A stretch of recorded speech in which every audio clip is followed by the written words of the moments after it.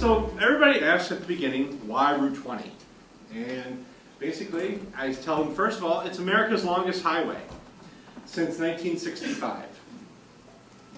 It's 3,365 miles long. Give or take a few miles, it's been moved a few times, and the recent calculation hasn't been done yet. I'm trying to figure that out myself, but it keeps changing. Almost every day there's a little change somewhere. It goes through 12 states, begins in Boston at Kenmore Square. So it begins right there at the Citgo sign, and that's the modern location of where it's located. It originally actually began at the State House back in 1926, and then was moved to Commonwealth Ave, and then further up in 1962, 63 or so. And it ends at the Pacific Ocean in Newport, Oregon. So you go over a lot of hills, and then come down into the little valley, and you see this blue ribbon on the horizon. That is the Pacific Ocean. And it ends just 1 block away from the Pacific. It can still keep going. When you get there, you kind of want to keep going and going, but there's nowhere to go. North or south, but you can't go any further west. And everybody else does Route 66.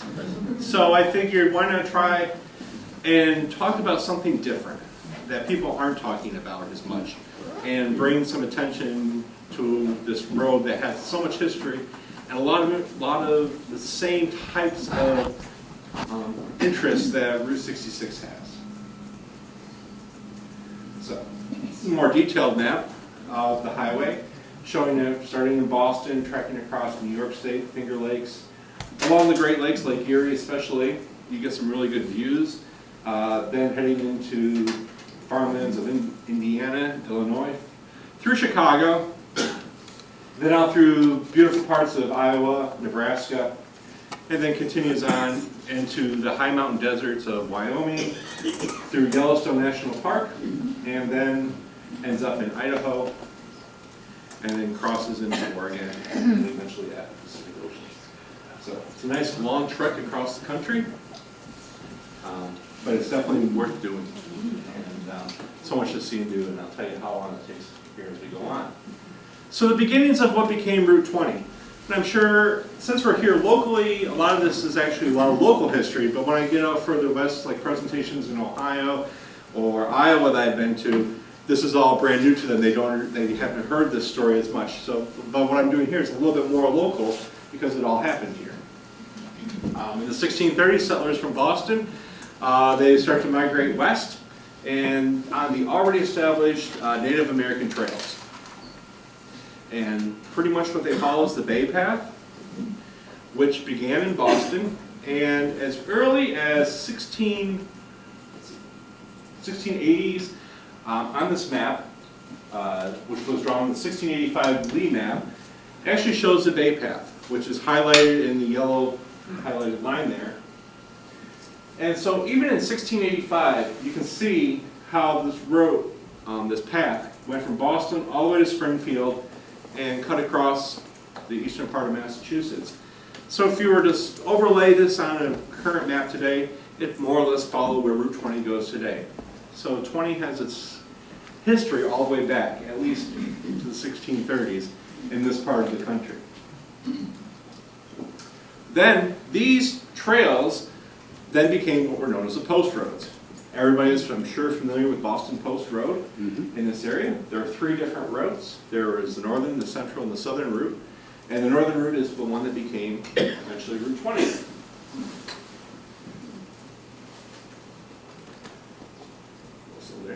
So the first mails were delivered on the Boston Post Road from New York to Boston in 1673. Took 2 weeks travel time to go that far. Probably takes that long today. Not that long. But, you know, traffic and everything, still give or take a couple hours. And obviously, Benjamin Franklin institutes the measured mile marker stones in 1753. And Northborough is lucky to have one here in town itself. So when I show this to people across the country, they're always amazed that this is still standing. But it's, again, a very interesting piece of history that's here in town. And the reason he did this was to protect against fraud. Because back in the early days, your mail was charged how far it was to be delivered. So before this mail marker system, postmasters could say it costs X amount to go somewhere, and it really wasn't accurate. And so this measured mile marker system then could be set up and say, oh, it isn't going 10 miles. Now people know how much they actually have to pay. So that's the reasoning for this measured system. And I can't imagine doing that in these trails, old paths, 250 pretty much years ago. More. So the question I get a lot in this area is, are Post Road and Route 20 the same thing? How many think they're the same thing? That's a good answer. Parts of it are. So, yeah, the Post Road, and then a nice sign that was put up by the Warren Historical Commission out in Warren, and a recreation at the Wayside Inn, where they sort of recreated what the Post Road may have looked like out front there. And they have a little sign up there saying Boston Post Road. But in fact, US Route 20 is 153 miles across the state of Massachusetts, again from Boston out to Hancock. But only 33 miles of the original Boston Post Road are on Route 20 itself.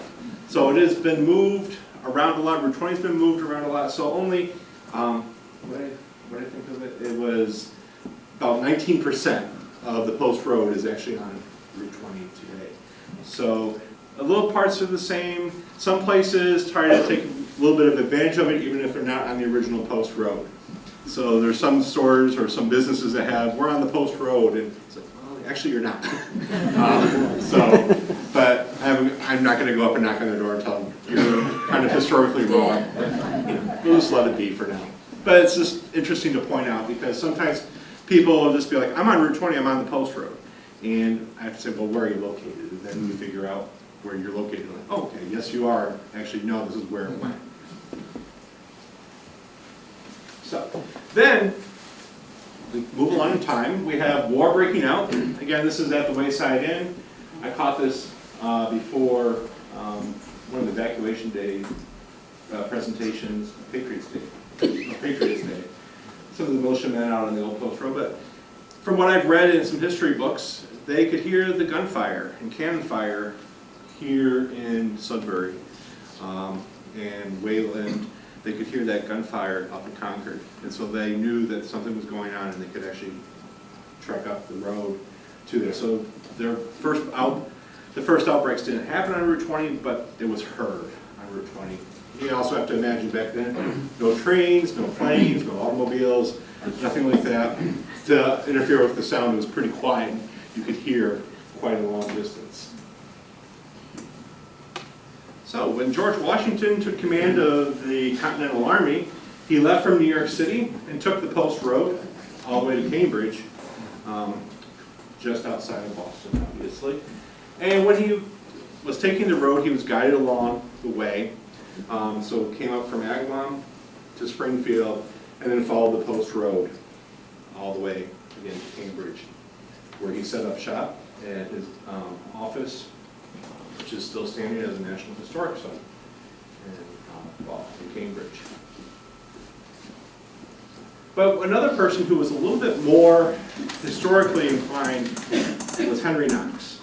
And of course, Henry Knox, we hear of him a lot. He has markers all through town, all through the towns on Route 20, across the state practically, and into New York. He was a bookseller, a nice portly man in Boston, and he read a lot about war.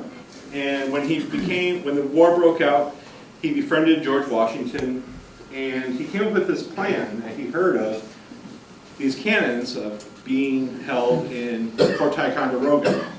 And his thought was, if he could get those cannons and bring them back to the Boston area, it could possibly force the British out of Boston.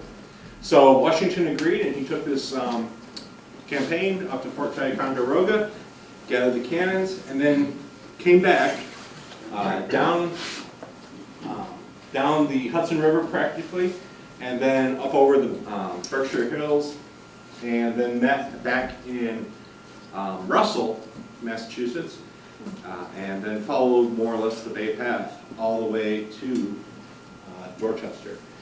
As he was getting further and further towards the east, he kind of veered off the path just a little bit to avoid detection because there was obviously some redcoat spies along the way. They said so he may have taken a few side roads, but again, he more or less took the original post road all the way back to Boston, and it was successful.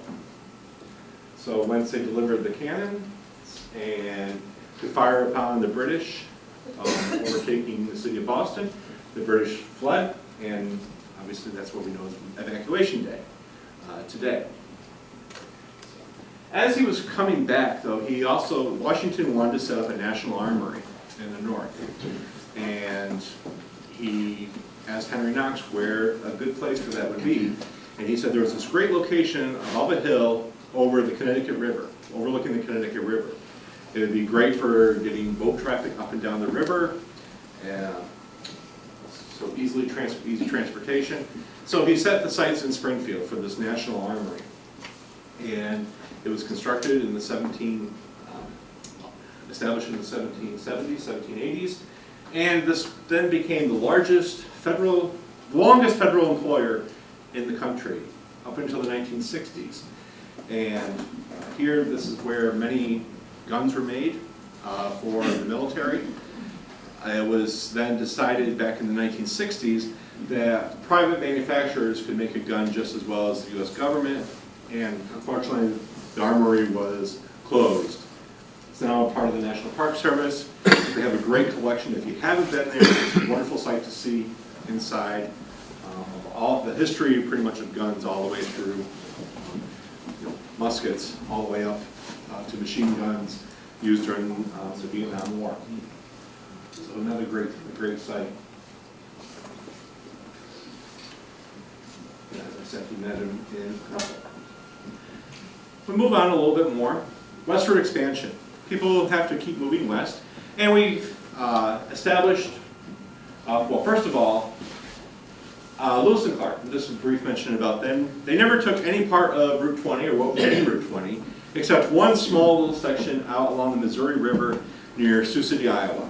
And it was at this location where one of their members, skipping me for a second, fell ill and died. And it was said that he died of appendicitis. So during this whole long campaign, nobody perished, nobody was killed, but just of natural causes. So this, Charles Floyd was his name, was buried along the banks of the Missouri River, and over the years his grave had been moved a little bit because of the eroding Missouri River, but it's right along Route 20 today, so his grave is right there. So they just took the small little section of what is now Route 20 today, but this is kind of interesting to know. They kind of took more of a northern, western route. However, the Erie Canal was starting to be developed in the 1820s to bring traffic up the river from New York City up to Albany and then westward to the Great Lakes. And so the heavy black line shows where the Erie Canal went, and Route 20 didn't follow exactly the Erie Canal, but the canals came first. Then roadways, they're already established, as we said. There were still some Native American trails that became postal roads or turnpikes in the 1790s. But this was a way to really open up the West.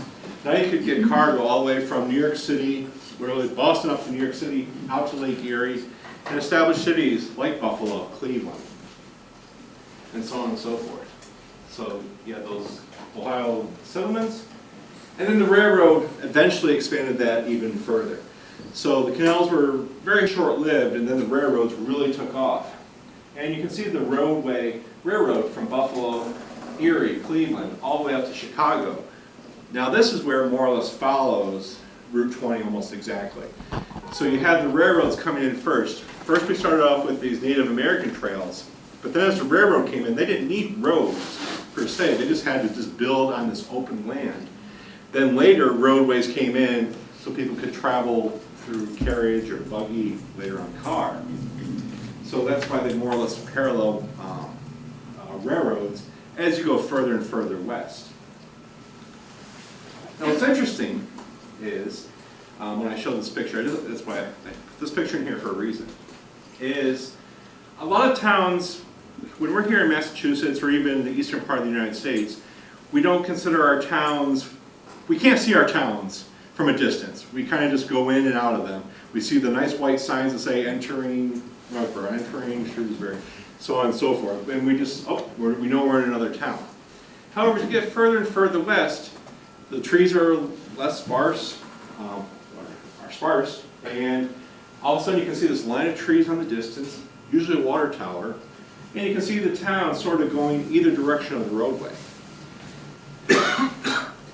First of all, because they're going either direction of the roadway, when the railroad came to town, most of the towns were built perpendicular to the railroad, so you didn't build it up right along that track, having all that noise. People could move out away from the depot or the train station itself. So as you were driving, you come across the town, you can see it going out either direction.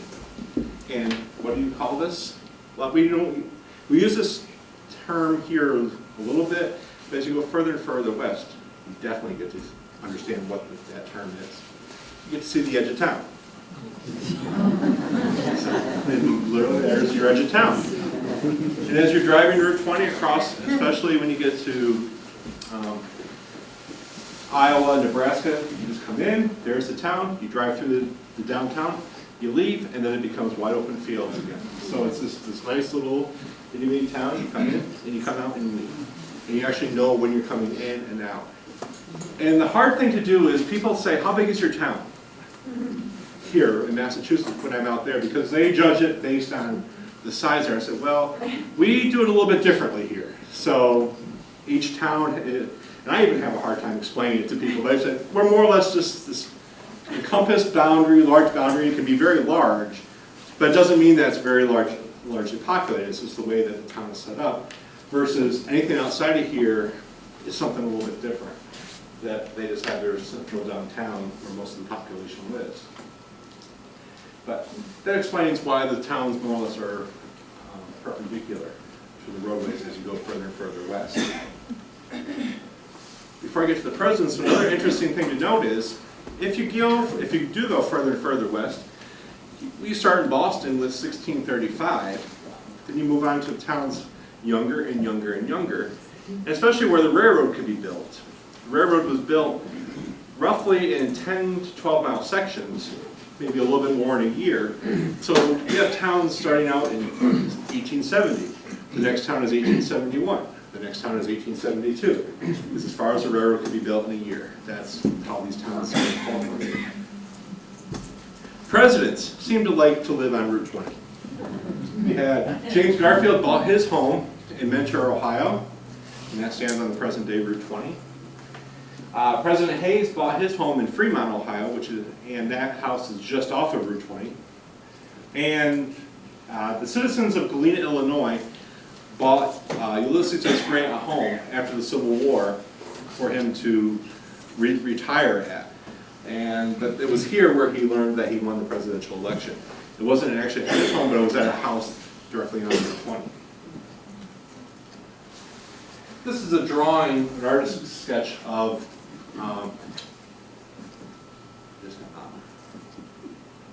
James Garfield's plot of land. In the background is Lake Erie. You see the railroad coming up here. This is the roadway which would become Route 20. Here's his farmhouse.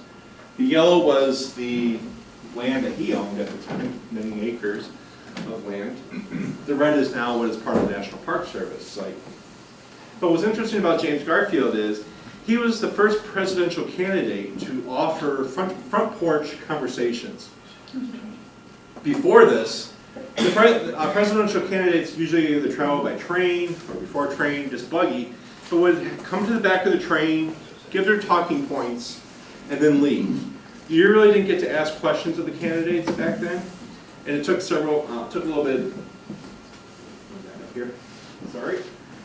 However, Garfield felt he wanted to talk to the public, so he invited people to come knock on his front door, and he would answer questions of the day.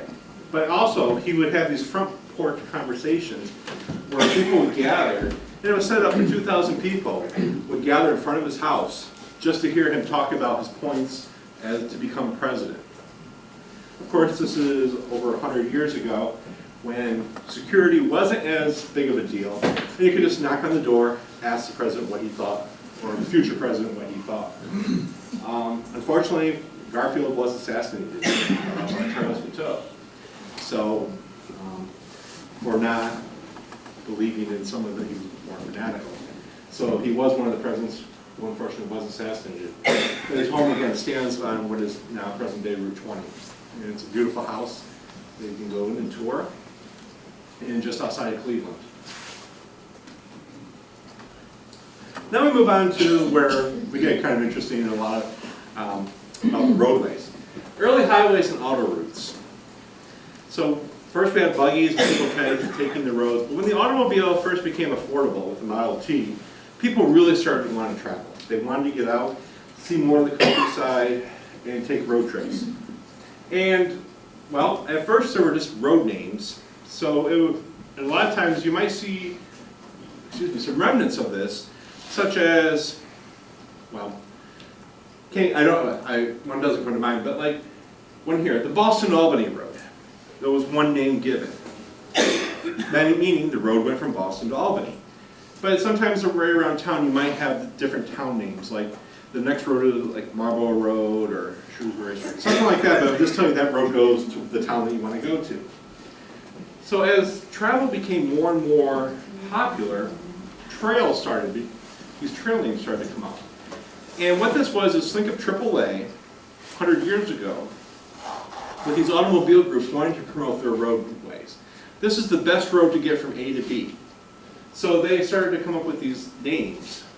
Some of them were part of the local culture, like Jacob's Ladder out in the western part of the state, where the road kind of switched back up and forth over the mountain range, very treacherous, but was one of the first over-mountain roads constructed in the country in 1912. But you had other names, such as Yellowstone Trail. And what they would do is they would mark the highway with symbols at first. They thought symbols were great. So you either mark it with like an H, or the Yellowstone Trail was an arrow. And you'd be driving down the road and follow the arrow, or follow the H. Numbers came later, and I'll get to that here in a second. So some of these trails became quite popular.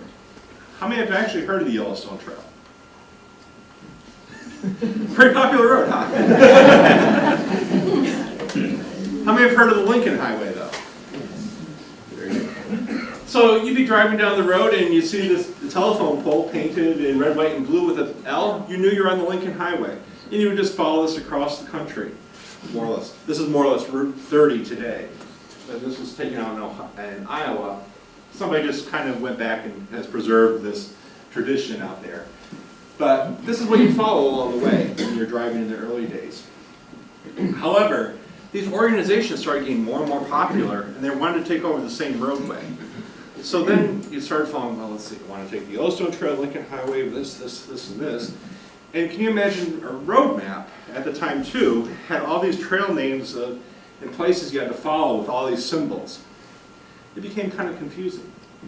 So you ended up with telephone poles looking like this. And this one had 7, I think. So you could follow the C route, this yellow, the dotted route, the slash route, R, M, X, diamond. Oh my God. Those are all the same, all these different road companies promoting their highway through the downtowns.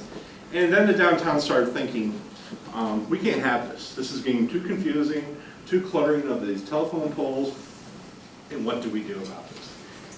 So, numerous markings. And the roads also weren't that in great shape either. So, this is the way it still looks like that. Yeah. That was a storm the other night.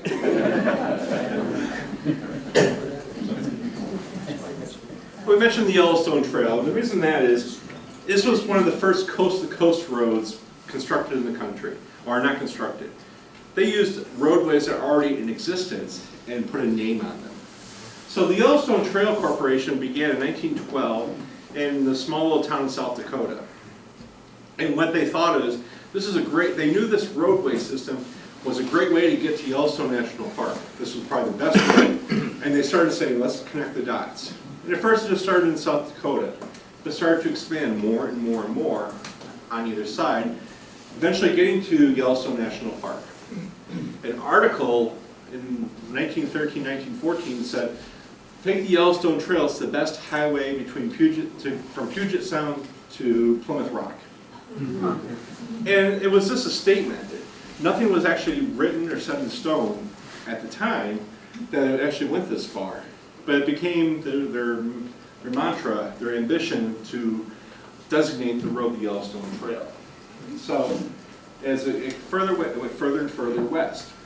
However, even today, can you imagine somebody calling you up from someplace out of town, like me, saying, hi, you want to support our road organization?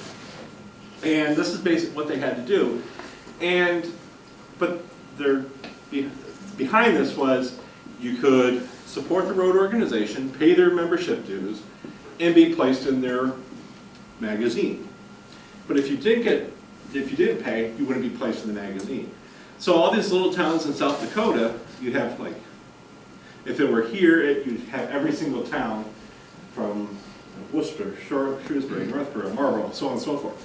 But this Yellowstone Trail, as you see further on, you start to see only the large, you see Albany, next town is Springfield, and next is Boston. All these small towns didn't want to pay because there was someplace out in South Dakota.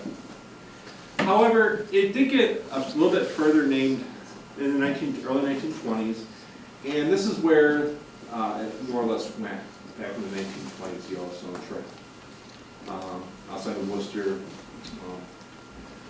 pretty much into the Palmer area. There. I don't know why I didn't put this one here. But it did follow Route 20 up into Weston. And then when it got to Weston, went down School Street to Route 30, and then took all these little back roads down to Plymouth Rock. Although history, I've asked about history, nobody in the areas in Massachusetts ever recalls seeing the yellow arrows or pictures of the yellow arrow on the highway around here. But in maps, it does exist on the maps. So you can see maps from the 1930s. Even up into the 1950s, some places still calling it the Yellowstone Trail. And newspaper articles said, take the Yellowstone Trail to get to Yellowstone National Park. And that was up into the 1940s or so. And that's what the Yellowstone Trail map looked like. So Plymouth Rock all the way out to Seattle with a little circle. I don't know why they did a circle in Washington State, but that's what they did. And actually this more or less parallels Route 9, Interstate 90 today than it does Route 20, especially once you get out to Chicago. So on and so forth. Oops.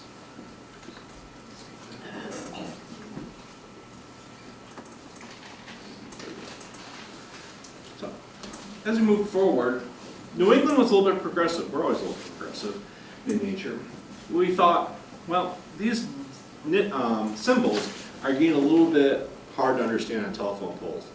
So they came up with a numbering system to number the New England highways. And there wasn't a rhyme or reason to number, and it was just the best roads to get from A to B. So numbers in circles or squares shown on a telephone pole would become their highway numbers. So Route 5 was the road designated to go from Boston to Albany. And this New England system actually went further west to the Hudson River. So you had all these roads out there.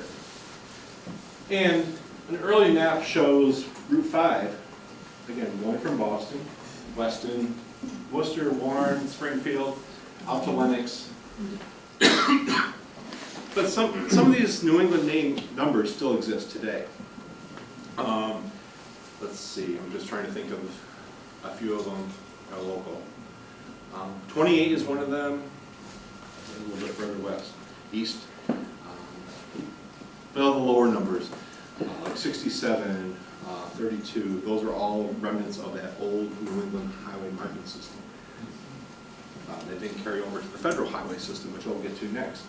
But 5 was kind of common, and it's interesting as I've gone further and further west, I see 5 where Route 20 is today, all the way out into Illinois and Iowa. So they sort of continue this numbering all the way out west, even though they weren't meant to be continuous at the time. At least that's what people thought. So the roadways in the early 1920s really didn't change much. This is Route 20 in Marlborough, kind of nice and narrow.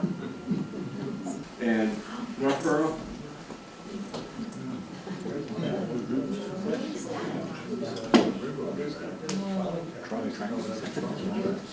Does somebody know where this is? Yeah, it looks like a greenhouse with white cliffs. Yeah.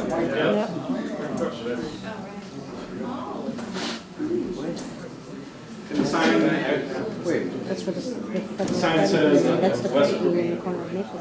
Westboro, Corner Marlboro, of Maple. and Boston Street. Is that the road behind Chet's Diner? Well, shouldn't be. Where Maple Street comes up, like, where the bank I is. think it's at the intersection, yeah. It's Maple Street and Brigham at the intersection where it intersects Route 20. White Cliffs would be to the left. The Central One, that's right, the Central One bank is now where that greenhouse was. Yeah, the bank is, Okay, thank you. You're welcome. I got this from your collection as well. That was correct. So in 1921, Congress appropriated funds to increase, the Federal Highway Act of 1921 was created. And this was allocating funds, federal funds, to improve highways across the country. And it wasn't a lot of money. And even today people think, well, it's a federal highway, it should get lots of money. It basically gets 5 to 10% federal funding, even today. But the headline again was to increase funding for the federal highways. So this is before U.S. highways, but these are the major transcontinental roadways back in 1926, compiled by AAA, where you could go from place to place across the country. And even back then, they said the best way to get to, was Boston, across this roadway to Buffalo, to Chicago, to go further west. And then you would eventually take roadways down south to get to Los Angeles.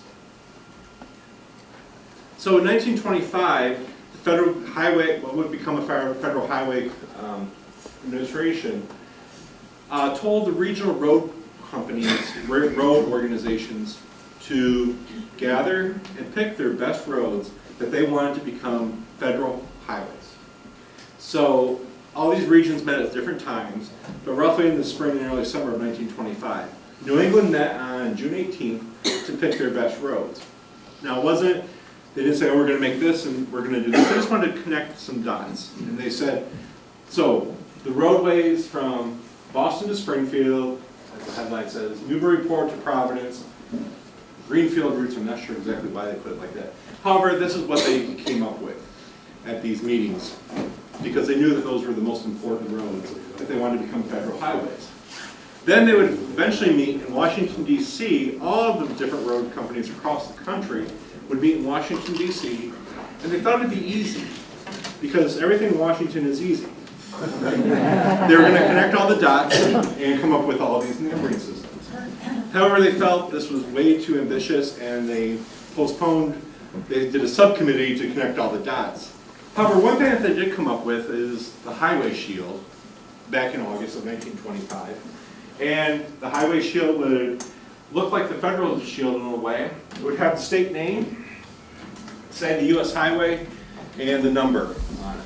So this is what an old, this is reproduction, would look like. Now, interesting note, never did say Massachusetts for Massachusetts. It was always M-A-S-S for Mass. It was too big to spell out. So every other state had the name spelled out.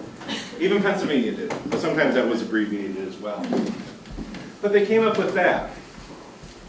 They also came up with this other thing here too. Oh, the road signs were to be 3.5 feet above the ground, so people could see them just driving by. What does the R stand for? Railroad. Rural? No. So if you're driving along because they thought people were very intelligent. I'm not here to insult your intelligence by any means, but they thought if you're driving along, you see this Ohio US 20 R, that R means take a right at the next intersection. That's where Route 20 is. If it had an L, it'd be take a left.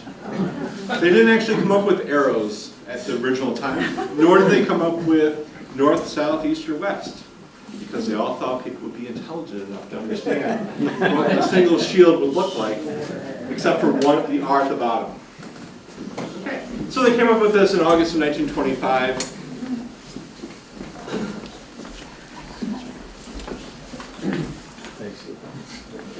And also what they came up with, they said, is all of these old road names and all these posts that were up along the telephone poles, they could still be in existence, but they had to become secondary.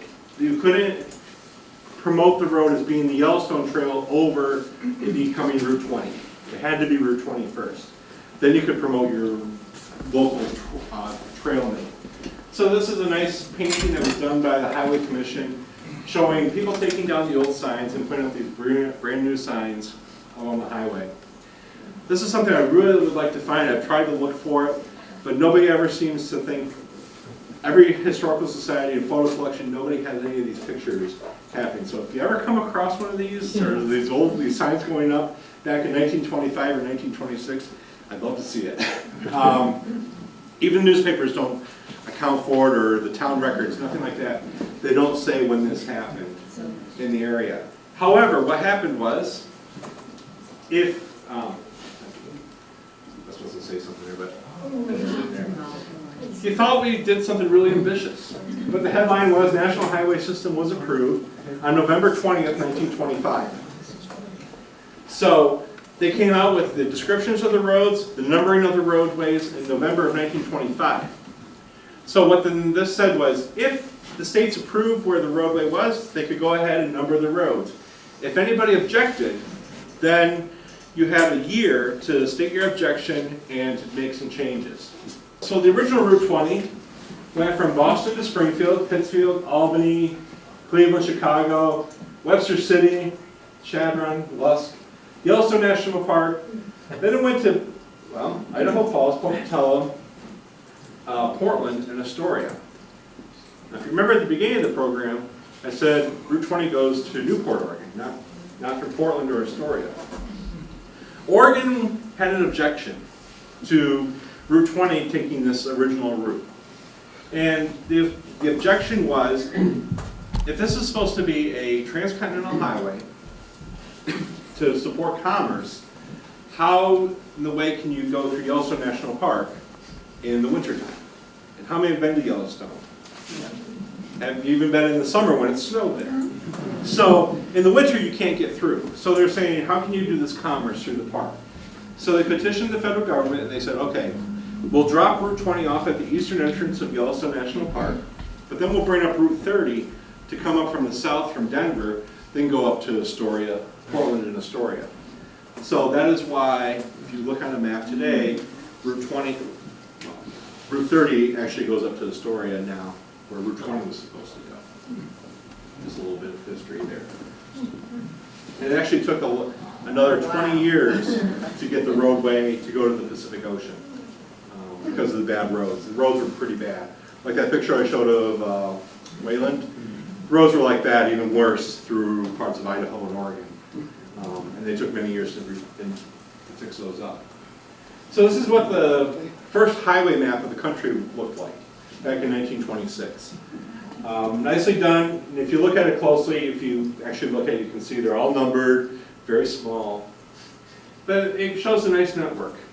One of the interesting points too was the federal highway system, although not 100% accurate, was supposed to connect every county seat in the country.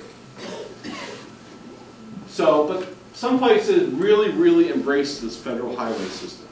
Places like Pennsylvania, they loved it. So you can see many, many roads to Pennsylvania, kind of going all over the place here.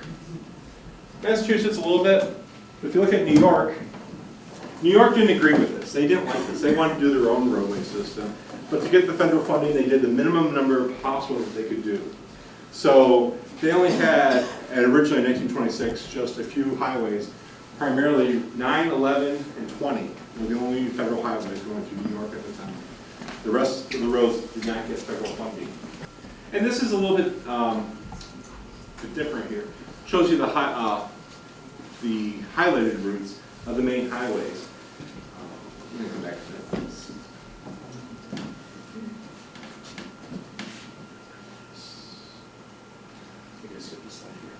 Unfortunately. But the way that they named the roadways, because again, everybody's supposed to be smart, the lowest number was to begin in the north and the east, the highest number in the south and the west. So Route 1 would begin technically up in Maine, Route 99 or 101 would begin in California. And then you would increase as you go across the country. So then odd number roads would be north and south. So Route 1, 3, 5, 7 are all north-south roads. Routes 2, 4, 6 are east-west roads, going east to west. If it had a 0 in it, like 20, it meant to be a transcontinental highway. So how many of you knew that? That 20 was a transcontinental highway because of the 0. Or if it has a 1, it was a north-south, either from the Canadian border to the Gulf of Mexico or to the Mexican border. So this map shows all those roads, the 0s and the 1s going across the country. And there's 20 going up to the north there. So again, you didn't need to know if we were going east or west. You should have known that just by if you're on an even or odd road. And this does not apply to state highways. So the state highways didn't adopt the north-south numbering system. So that some people do get confused with that. Well, what about Route 9? That's an odd number going east. Well, that's different.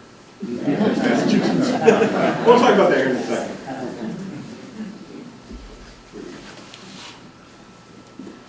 So Route 20, oh sorry.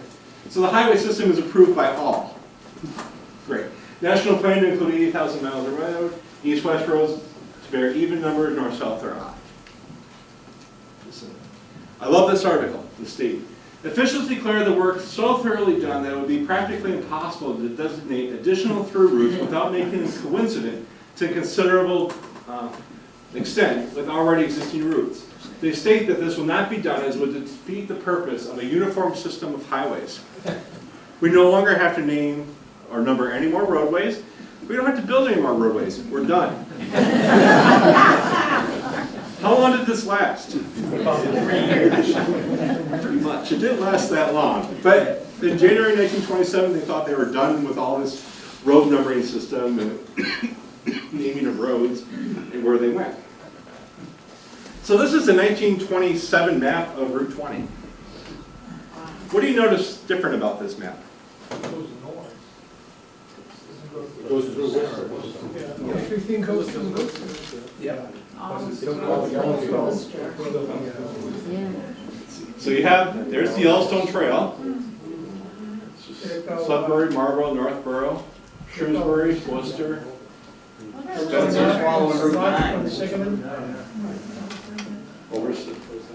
Yellowstone Trail. So then it comes down Brookfield, Warren, then down to Palmer. Following the original post road, more or less.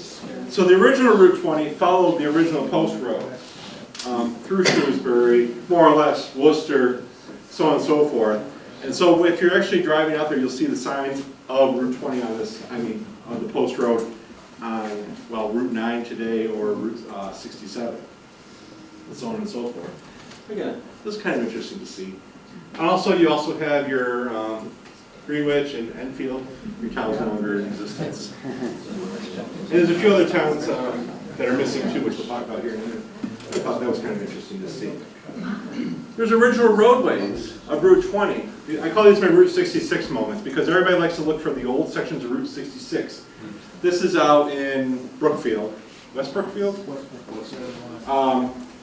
So this is Route 9 now up here, but there's the original highway, paved cement highway from 1921. So it's now a walking trail, but you can go find it, walk on it, and you'll see how narrow it is, but can you just imagine, this is a this is a federal highway, more or less, going across the country at the time. This is your highway system to go across the country back in the 1820s.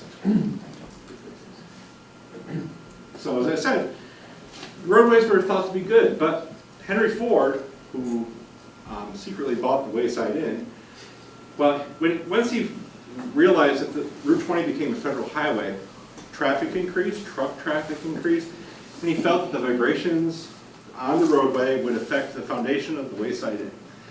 So what he did is he donated, he paid $1, no, he asked the state to pay $1, sold it for $1, land to build a new highway to federal highway standards. So cut this clearing through the woods and built one of the first bypasses on Route 20 so that they could preserve the Wayside Inn. Of course, it's from a newspaper, so it's kind of hard to see, but it was just kind of interesting. So he was one of the first people to actually build a bypass. And it cost him, I think, $287,000 at the time to do about a mile or so of roadway. But he wanted to preserve the view, and also the original goal was to make it almost like colonial Williamsburg. That's what the Wayside Inn area was supposed to eventually be like, was like colonial Williamsburg, but it never did get to be. But here you have again that original recreation of the Wayside of the Post Road in the front, and there's the old Route 20 right off to the side there. So, trouble for the Post Road. Now, the reason I use the Post Road is because newspaper articles rarely called it Route 20 all the way up into the 40s. They still refer to it as the Post Road. So 3 towns asked that traffic be sent around them. They didn't like this heavy traffic coming through town. This is back in the 1920s, mind you. There was already a traffic issue. Weston, Wayland, and Sudbury opposed a widening of the Post Road. This caused a lot of problems because Boston, Beacon Hill basically said, we're going to allocate funds to improve the Boston Post Road. We want to make this, it's a federal highway coast to coast, we're going to improve it. But every town has to be on board with this. If every town is not on board, then nothing gets done. So this was Weston, Wayland, and Sudbury were the 3 opposing towns. They didn't know what to do. They didn't submit a plan. So basically, Beacon Hill said, sorry, Boston Post Road, we acquired this trolley track right away from Worcester to Boston. We're going to start to build our new 4-lane highway on this section of roadway, but we're not going to give you any money to improve Route 20. So towns pretty much west of those 3 towns that we mentioned started doing these large petitions, newspaper ads, give justice to the Boston Post Road before starting this new turnpike. It's not the Mass Turnpike that we know today. They would become what was Route 9. They had marches in Beacon Hill to protest this money going to build this new road. These towns were very serious back then about doing this. Of course, if you trace where the original road was, especially through Marlborough, there's a lot of old sections of Route 20 that are still you can see are very much at right angles, or they kind of curved around rocks, or you can see where a tree may have been at one time. So there was a lot of turns and dangerous curves that they had to straighten out. And this money was supposed to go to do that. So, but it's kind of like how they kind of did this full-page ad in the newspaper. So what was the outcome? You would have thought we won a war.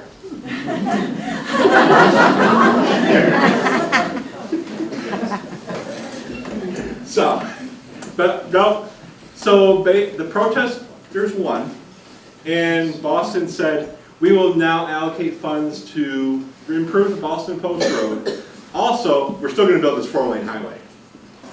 So the towns won, they got to improve their roadways, and we move on with history. But again, I just love this headline here. It's huge. Again, thought we won a war.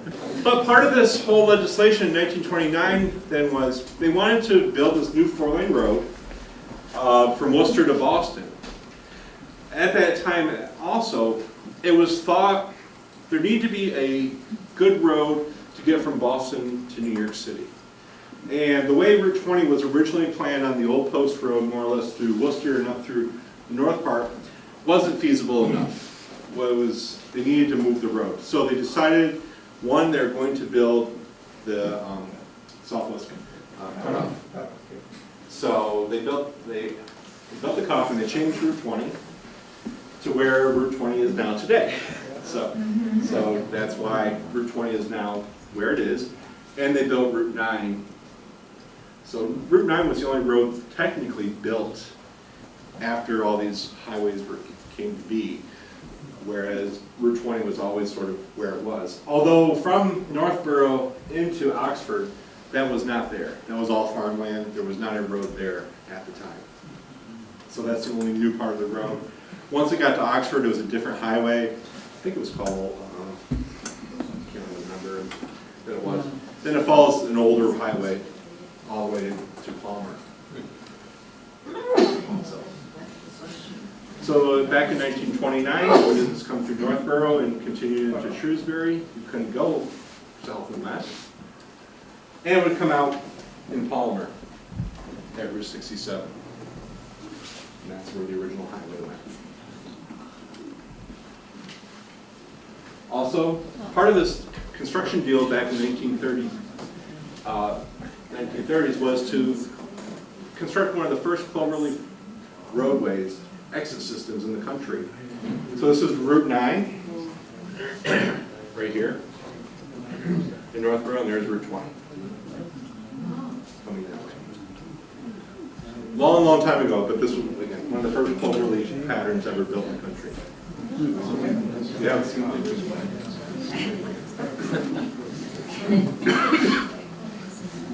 We talked about the various named routes. Somebody asked about that. How many different names did they have? One was an ox trail.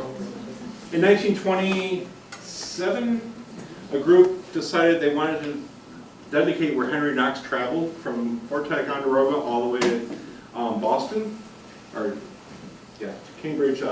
And so they placed these nice granite markers all the way across the country. So you can find those on the original post road, but a lot of them are on Route 20 today. So this one is in Weston, but most every town has one. One of the more interesting stories, though, is how many know this is the George Washington Memorial Highway? Very few people know this. So there's a marker in front of the Shrewsbury Library. Yeah. So in 1932, I believe, I'll probably get this wrong, I believe it was the DAR, but it may have been a group similar, wanted to commemorate George Washington's 200th birthday in the Commonwealth. And they said, what better way to do that than to the roadway that he took to get to Cambridge, dedicate that as the George Washington Memorial Highway. So they had this large fundraising goal to make these nice plaques with his portrait in it, name of the town in this plaque. Every town would have these. And a lot of them put them in these nice grist stones that were here, and plaques, so on and so forth. So they really gun-ho. They had these plans to really get this going to the George Washington Memorial Highway. When they finally got to Mass DOT, what was Mass DOT at the time, they were turned down. Mass DOT said, no, we're not going to call it the George Washington Memorial Highway. We're sorry, but you can still put up your plaques, and you can put it, and locally if you want to call it that, but we're not going to recognize it. So it was a weird effort, but these plaques still are in existence. Most of the towns have them still. Some of them have them in their museums. I don't know why, but they should be on the roadway. But most of the towns have them out there. The lane's hard in there, but you can kind of see what it says there. It was a big deal. So there was a dedication of the George Washington Memorial Highway from June 8th, 9th, and 10th, 1932. And you could gather and see the parade and watch George Washington travel on his white horse from AGAWAM to Cambridge. Because every town came up with funding to fund this parade, except for Boston. It was too expensive for Boston to participate in this parade. So Boston, George Washington had to stop at Cambridge. And Boston also doesn't have a sign. So There's George Washington coming through Northborough. Large parade. I got this from your collection as well. Thank you. And what's interesting though is when I've done research in all the other towns, you can kind of follow this parade route. Everybody has this in their local history collections. So it's kind of neat to see how it was dedicated across the country. They even had some banners placed up on the highway, the Washington Highway. But sort of lost to history, except for the markers today. Quickly, we'll move on here. Was Route 20 the most dangerous road in the state? There were numerous accidents and deaths, part-time traffic signals, because you had to operate these with people, not by electronics at the time. And the biggest incidents was the car versus the railroad. Driver escapes death, lampless car strikes tree on the post road. So this is really what got safety going. A judge and his wife were both killed on the post road at Stony Brook, which is the crossing between Weston and Waltham, where 128 is today. That was an at-grade crossing. It was one of the most dangerous intersections in the country, in the state, for Route 20. So they had all these meetings, ways and means why they wanted to kill all the railroad crossings on Route 20. So they decided that they're going to eliminate the at-grade crossing and build this bridge across Stony Brook. So the railroad looking, I believe, that's looking into Weston from Waltham at the time. How many know, I kind of gave it away, but you know where this is? You've probably taken it maybe every day or once a week. This is, of course, Route 20. Where's the pointer? Route 20. Underneath would now be 128. So this is the intersection of Route 20 and 128, 95 in Weston and Waltham. So this is the top part, again, is looking into Waltham, and that's the western part there. That rock outcrop now, you can kind of still see there's a gas station on one side where that house is today, but that was what the first bridge looked like being built at that intersection. Kind of changed a little bit. But this is the age that the bypasses being built. Many of the towns felt traffic was pretty heavy, and they didn't want traffic coming into the downtown areas. So besides Henry Ford, one of the first towns to build a bypass was Weston, because they just figured that the traffic was increasing greatly up into the early 1930s. So Weston was one of the first places to build a bypass around their downtown for solely bypassing the downtown. Lost towns. Somehow this got flipped around. Sorry about that. Quickly, lost towns. We all know the Quabbin story. Many people know the history of the Quabbin. However, there's another smaller story of a town that was kind of lost on Route 20. In 1955, you had Hurricanes Carol and Diane come through town, come through New England, dropping heavy rains within a week of each other, flooding out many, many areas, washing out the roadways, and destroying millions of dollars in property. So it was decided that they wanted to build a dam on the CLOVER River, and to do that, they needed to create a lake and submerge one of the towns. And that town would be East Springfield.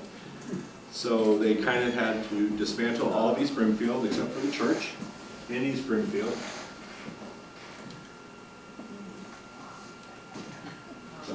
But you originally had the small town of East Springfield, and there's the CLOVER River coming through it. And what was interesting though is they had to dismantle the towns up to the maximum flood level. So however high the maximum flood would ever get, those are all the places that they had to dismantle. The only one that was above that was one house and the church. The rest of the town had to be pretty much dismantled. But here you can see on this map there's a town of East Springfield, no longer exists today. You can see where the arrow computer's a little slow now. And today, this is where the roadway goes. So there's a little lost section. This is the downtown, the crossroads part of the downtown of East Springfield. So you can go down there and hike today. There's Route 20 coming in, then we'll take a right there. An old satellite view before. Let's take a look here at this farm right here. There's the farmhouse as it stood back in the 1800s. Very nice farmhouse.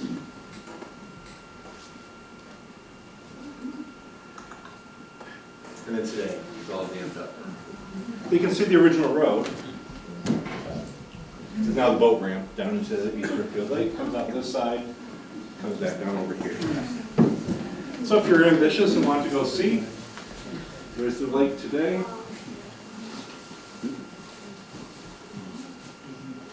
It's hard to see with the light, but there's the original highway going into the lake there. Kind of interesting that it still exists. And then there's the modern road, and there's the old highway as a boat ramp today. I'm going to skip this a little bit, but just briefly, the Sturbridge interchange kind of changed all this as well with this whole planning. Again, it was supposed to, Route 20 was supposed to be the main road to go between Boston and New York City. You could take 20 to Sturbridge, then take what was Route 15 down to pretty much Hartford, and continue on into New York City. It wasn't marketed as well. Then when the interstate systems came along, they built, what would become 84, then the Mass Pike. So Route 20 kind of became not as important. But that was one of the original reasons why that was there.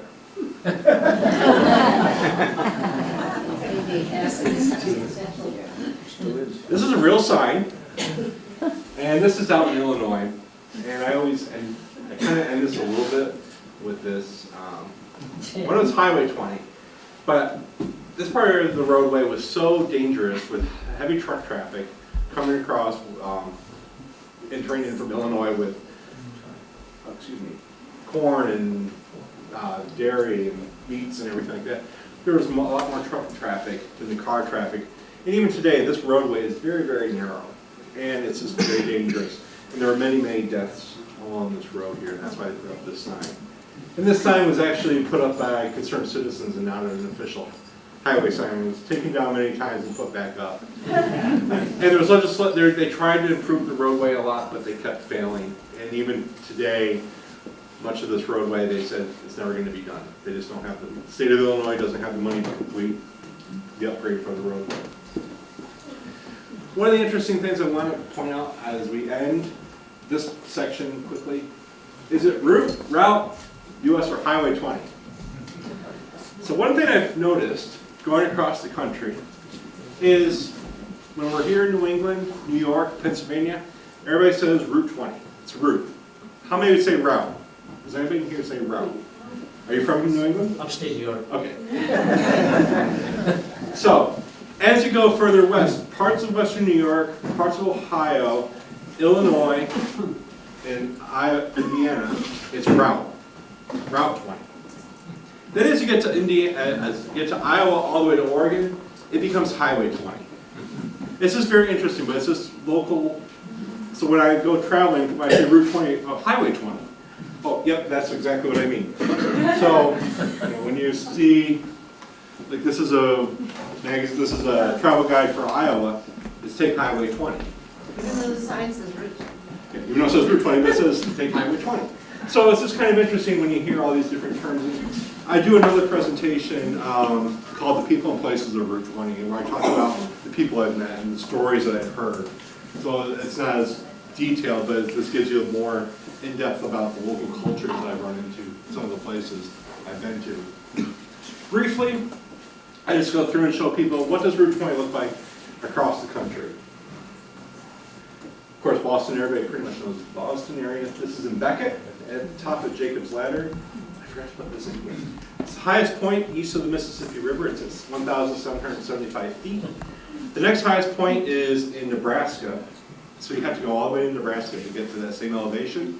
But in Nebraska, it's a cornfield. It's a flat cornfield. You just slowly go up in elevation. It goes to the Finger Lakes region. And that's one of my favorite regions to travel through. The farmlands of Indiana. Another view of Indiana, the skylight, the lighting. What's interesting is when I was here in September, I stood in the middle of the road. Because I like to do that. I like to stand in the middle of the road. But what I do though is I used to stand there and see how long it takes for cars to come by. Because it's not as well traveled. Because I always think, can you imagine standing out on Route 20 today, out front here, and just standing there at 5 o'clock in the afternoon, and not a car going by. This is maybe 6 o'clock at night, but again, I just stood there for 10 minutes without a car coming by. But you can also see very far in the distance, maybe a mile the other way, so you could actually see cars coming, so it wasn't like, oh, I'm going to get hit. But you could definitely tell when people are coming. This is very serene and quiet. Fort Dodge, Iowa. Near Yellowstone. What's interesting when I show this one slide is, no matter how far you go, you always see that 20 sign. And it's always a familiar sign. You feel like you're close to home. It's like a companion or your friend. So even though you're not far away, or you're far away, you don't feel like you're that far. Burns, Oregon. As you go further and further west, your towns become further and further apart. So, Burns was in the news. It was just in the news today again, but it was where the anti-militia overtook that wildlife place. So this is Burns. But if you ever go to Burns, it's like an oasis in the middle of nowhere, because the next town is 100 miles away, and the other town is about 90 miles to the east. So you just come into town, and here it's this town, and there's nothing on either side of it. So there's a sign that says gasoline 99 miles away. So when you are traveling, you want to make sure you got gas at the past gas station, which was just on their side. We also just want to notice too, there's no trees. It's just low sagebrush. It's a high mountain desert out there.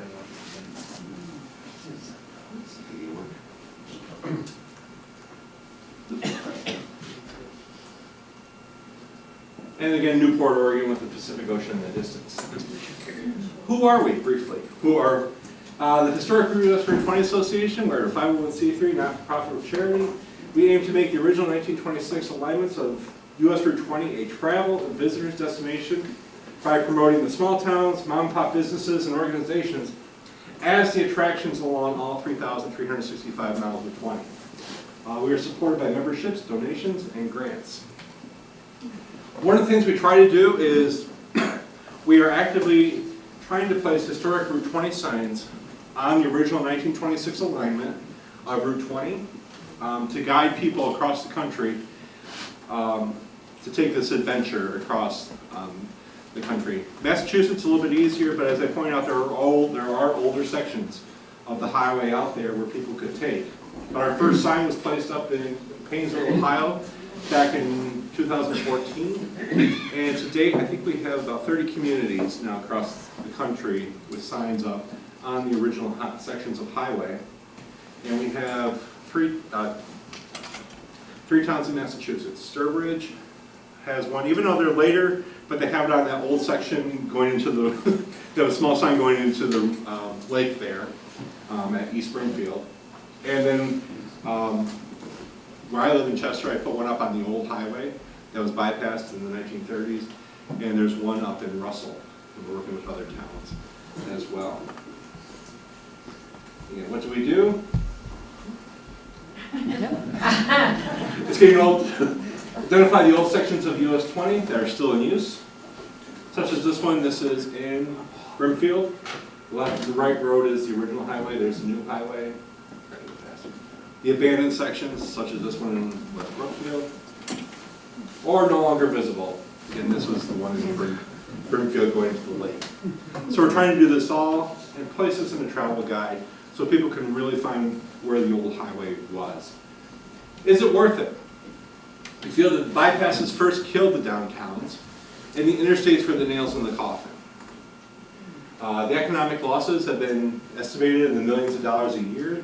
Tourism suffers, and large corporate entities with large dollars can lure people in off the interstates into the areas where small mom and pop businesses usually can't do that and spend that much money. The question I get a lot, especially in this part of the country in Massachusetts, is it needed here? And I would say, well, I say yes, because one, I'm including the entire highway, and I know traffic can get really hectic at rush hour times, but I feel that every small town has some little story to tell, and bringing people back into the towns is a very good way to boost your economic bottom line and tourism.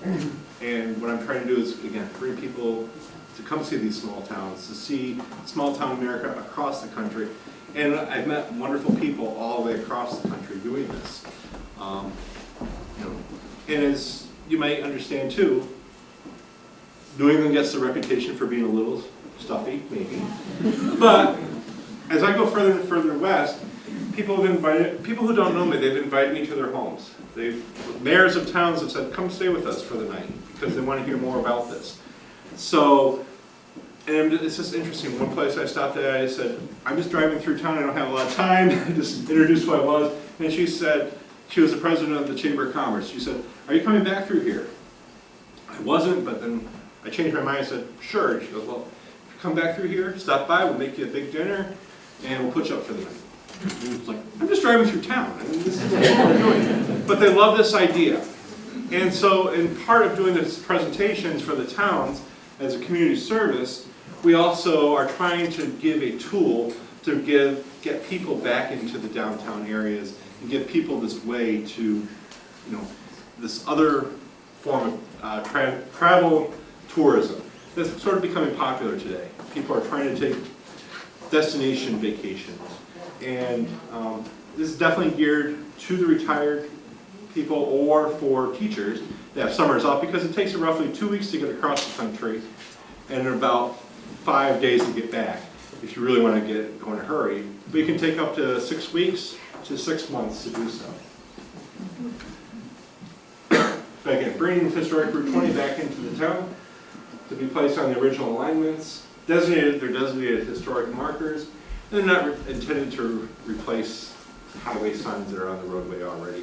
And I actually did do a presentation for, the Northborough Oh, the Historical Commission, yes, you came visited with us. So I did do one for there. And again, it all varies with various towns. Sometimes it's easy to do with just the mayor saying so or town council. Sometimes we're working with DOT. We actually had legislation sponsored last year. I don't think it passed, but we'll do it again, to bypass DOT and just have it done easily. So to designate Route 20 as a historic highway across the state. I have a book.